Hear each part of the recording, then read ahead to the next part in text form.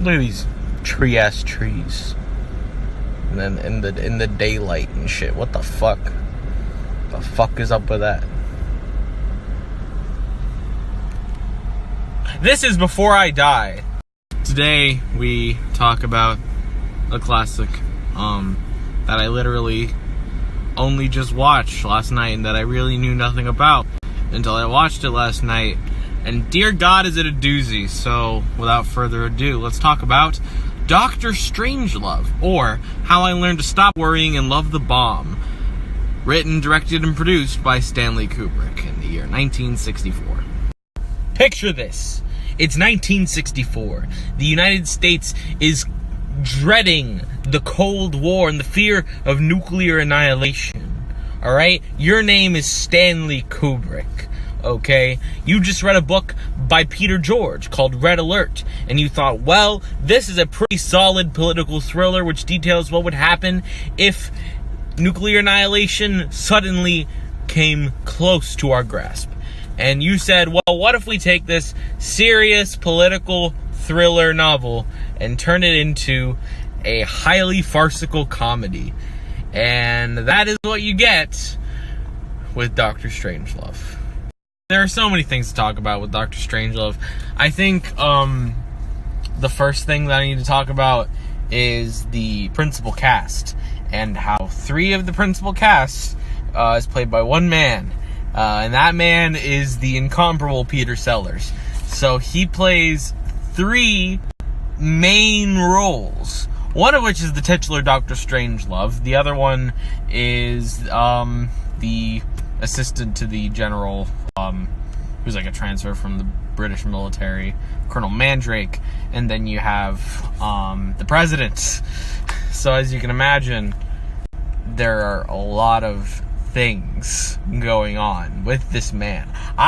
To give you a testament to how good this man's acting is, I did not tell that those 3 were portrayed by the same person at all until I looked it up. I could have gone my whole life not knowing that Peter Sellers played 3 main characters. That's how good he is. What's the story? Well, the story of Dr. Strangelove is essentially that a crazed general sends out the plans to basically bomb Russia, starting the process of mutually assured destruction. And the United States government has to figure out, well, how the fuck are we going to resolve this?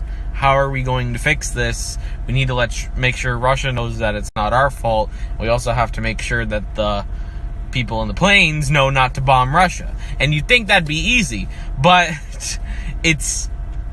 there are so many things that just prevent it from being so simple. And that's part of what makes Dr. Strangelove such a very highly effective political satire. This movie doesn't really have a main character. It's an ensemble film, I suppose. It takes place in like 3 different settings, okay? So you have, first it follows one of the planes which is delivering the bomb to Russia. Then it follows the war room in the Pentagon with the president and with a bunch of generals. And then you have the place where they sent out the order, where you have the British Colonel Mandrake, who's trying to figure out the 3-letter code that they need to get through to the people to tell them that it was a mistake and not to drop bombs on Russia. And remarkably, it all works very well as sort of an ensemble piece, especially the fact that Peter Sellers plays 3 goddamn main characters. Now, originally, Peter Sellers was supposed to play 4 characters. The 3 characters that he played, and then the pilot of the plane. But Peter Sellers had an injury in the later part of filming, so he couldn't be there to shoot that role. So he was recast by Slim Pickens. And Slim Pickens is an amazing actor, I've come to realize in the past few days. Slim Pickens was in Blazing Saddles, which I did a Before I Die a few days ago, plug.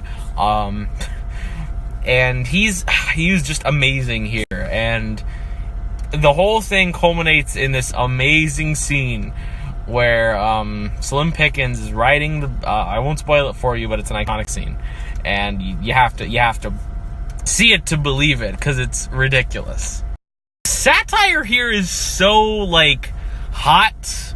Like if I put my hand on it, it would disintegrate. Like there's so much going on with satire in this movie. Basically everything where there's a disparity between Russia and the United States is described as a gap, like the weapons gap, which is prevalent because we're trying to make sure we have as many nukes as Russia has. And so everything where they're like, we made a doomsday machine, and US was like, why were you doing that? And Russia was like, well, because we heard you were making a doomsday machine, we couldn't afford to have a doomsday gap. And then at the end they're talking about moving everyone underground, and then they're like, well, what if Russia moves everyone underground as well? We can't have a mine shaft gap.